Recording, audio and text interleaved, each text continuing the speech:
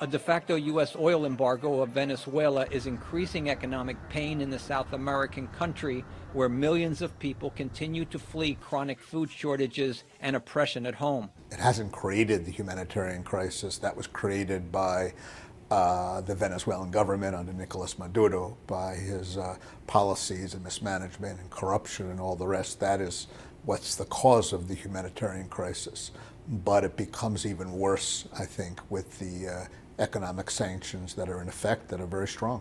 Expectations that socialist leader Nicolas Maduro will soon be forced to step down because of U.S.-led sanctions and diplomatic pressure seem to be fading as the crisis continues. In January, the United States and 50 other nations recognized Juan Guaido, the head of Venezuela's National Assembly, as the country's interim leader after Maduro blocked opposition candidates in last year's presidential election.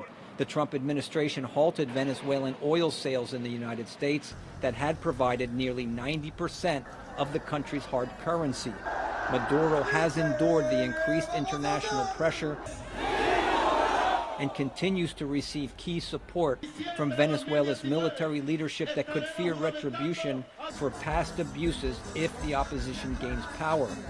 The United States also imposed new economic sanctions on Cuba, in part for allegedly propping up the Maduro government with thousands of military and security advisors.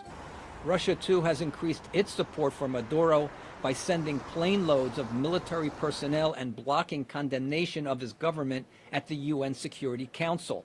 At the same time, talk of possible U.S.-led military action has also faded in the face of strong resistance from Brazil and Colombia, key allies in the region.